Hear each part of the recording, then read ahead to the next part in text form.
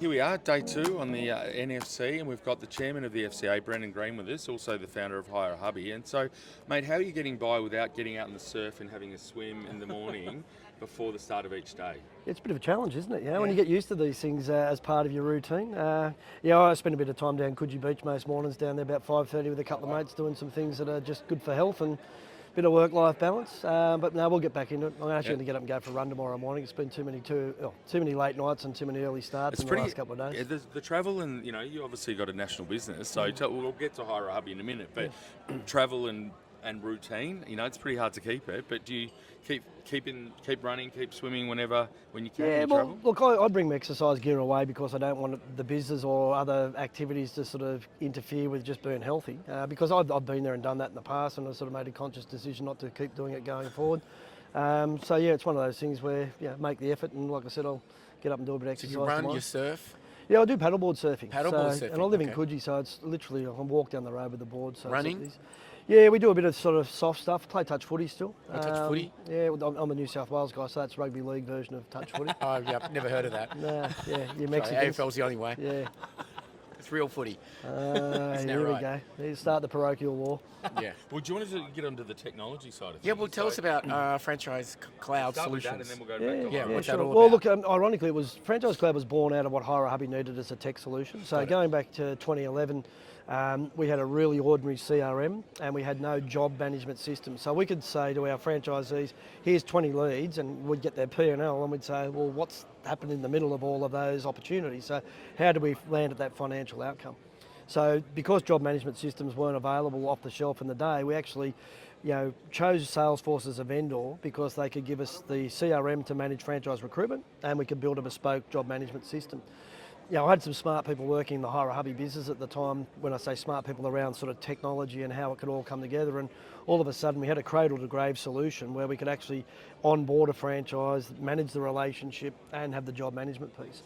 And I just happened to be in one of the CES groups at the time, and something came up about technology, and the chair at the day said, do you mind sharing the story about your tech? And there was 12 of us in the group, and 4 of them said, can I buy your technology? So there was no player in the market that had an end-to-end franchise management solution, cloud-based. And so we thought, well, there's an opening here, we'll jump into it. And we built it with the Australian franchise sector in mind, particularly around compliance. So Franchise Cloud was born out of a need. We've now got it to a point where it manages, franchise recruitment, all of the legal elements. So the bit about, your franchise agreement, it updates your disclosure document, it records history on who's had what store or location.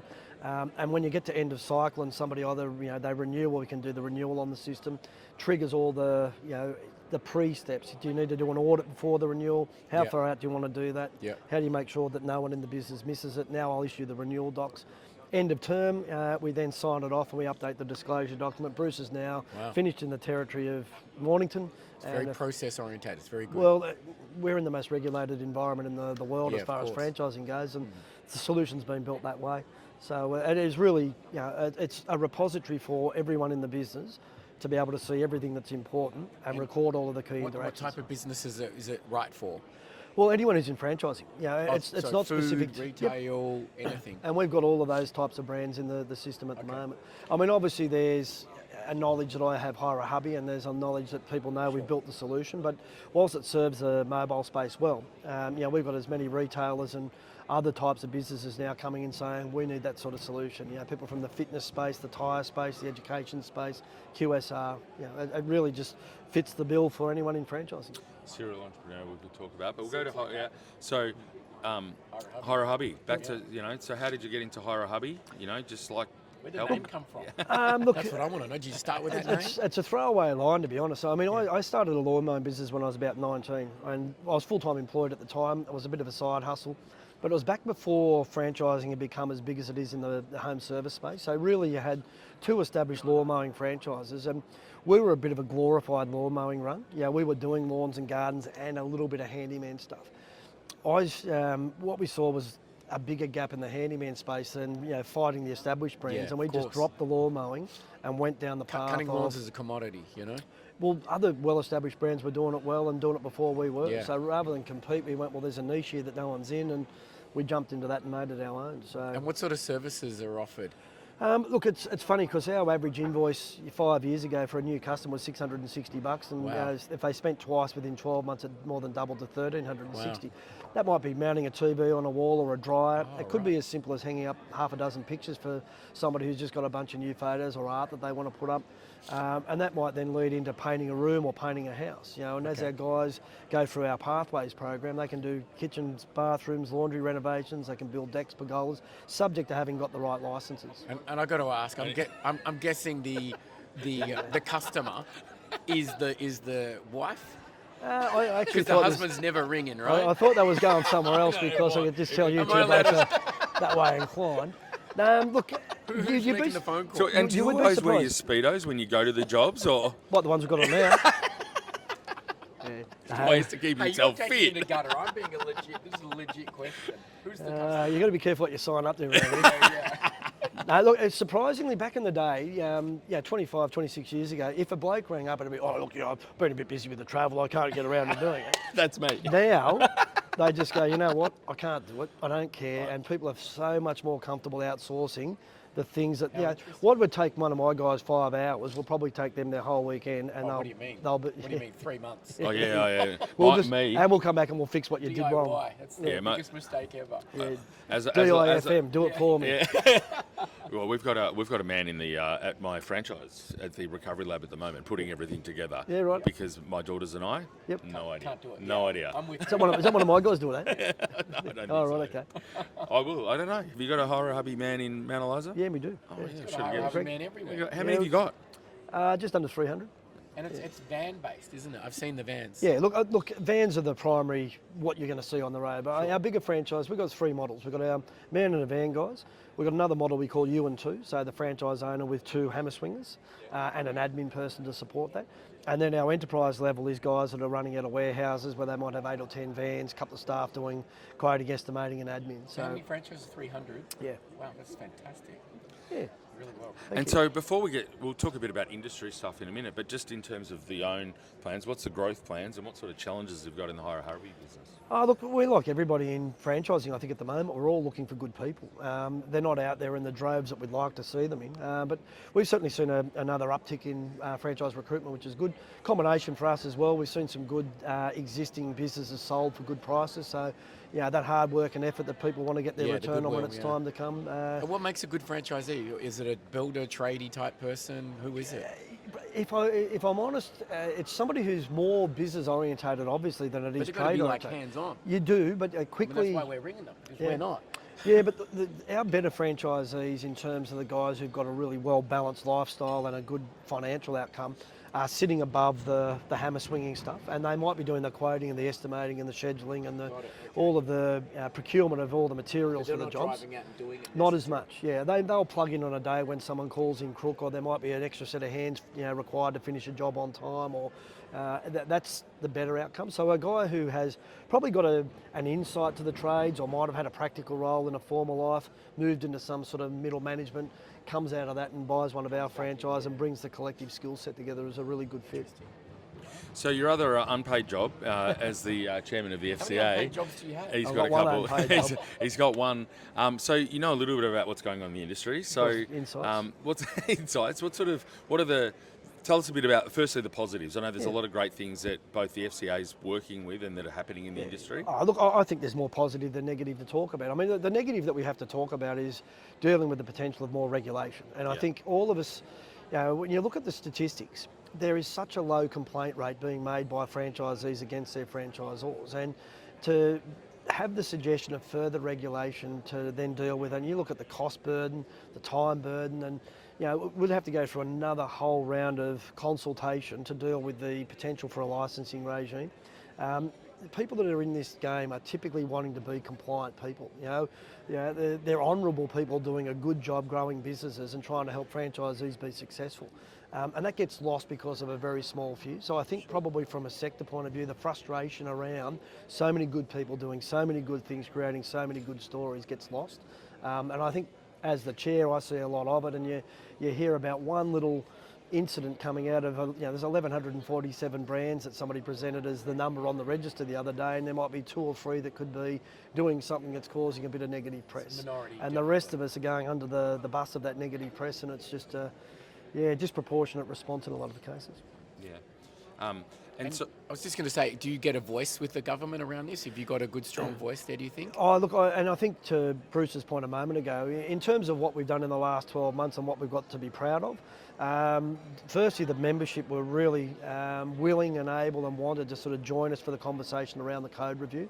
Our state chapter presidents around the country got a whole range of local members together, collected the thoughts of all of the people who wanted to contribute, and then we're able to compile that into something significant to take back for the code review.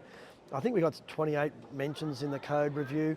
So there was a lot of what we said that cut through. Minister Collins has been good in terms of giving us access on a regular basis. We saw her twice throughout the process of the review. So yes, are we getting access? It's a constant, and you've got to keep yourself. What's her name? Susan Lay. Yeah. Our last trip. Sorry. Is she valuable for your communication? Look, both sides of politics are important. Of course. And we don't know what's going to happen at the next election. So the message needs to be delivered to everybody in Canberra. And that's not just the ministers, it's getting into Treasury, it's getting into all the elements that are involved in that decision-making process, because a lot of the advisors are the ones that are making a lot of the recommendations, and it's ministerial sign-off rather than ministerial decision-making in isolation. So it's important to get down there and be connected with everybody. I think probably my biggest learning, sorry Bruce, is what we did on this occasion was you win more friends with flowers and baseball bats. You don't want to go down there and be passive and submissive, but you've got to go down there and manners are free. You just need to assert your case. You need to be on song. And we brought a good cross-section of different franchise brands in different parts of the marketplace. A couple of franchisees as well, because franchisees are who we're looking after. The code seeks to look after them. Not giving them a voice when you go to Canberra is basically missing the point. They're the ones that they're all trying to look after, so let them go down and share their own stories is something that worked really well for us. And the misconception around that the Franchise Council is just looking after the interests of the franchisors, which it's definitely not. It's looking after the whole franchise community, and so franchisees as well, and so ensuring that they are there, and there's a franchisee on the board and he's got a voice, and there's franchisees at all different levels. We've got 2 franchisees on the board, and again I mentioned that in some of the conversation here over the last couple of days at NFC. I think that good gender mix on your board, you've got to have a number of franchisors, because obviously they're the ones who create the systems, but a representation across the different sectors, and certainly a couple of franchisees, very important. Yeah, and what about growth in Australia for new franchises? Do you think there's a big opportunity for more franchises to be developed? There's no doubt. I mean, look, there's some extremely successful consultancy brands that are bringing a lot of brands to market. Look, certainly I think Australia is open to having more franchise brands.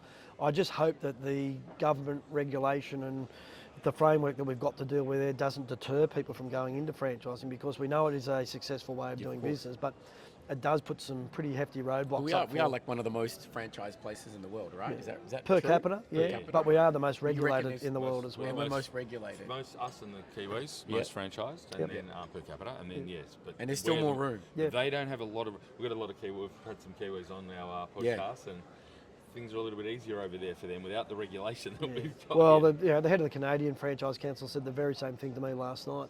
As a lawyer, as the chair over there in Canada, he said it is easier to do franchising business in Canada than it is here in Australia. Yeah, and we have talked a bit about global trends with people, and I was fortunate to be at the IFA this year and learning what's going on in the US, and then you meet all the people from around the world. So in your role, do you get to speak to your counterparts, and do you engage them overseas a little bit? Yeah, look, we've had a lot of conversations with the members of the IFA over time. I chose not to go this year. We had a few more things going on in Australia. There was a little bit happening. Yeah, but look, it necessitated feet on the ground here. I mean, we had about 15 members going over out of 430 members. So, there was more back here that needed what it was that the FCA provides, and as such, I chose to stay here on this occasion. Okay, they looked after us. Yeah, no, they did a good job. They did a good job.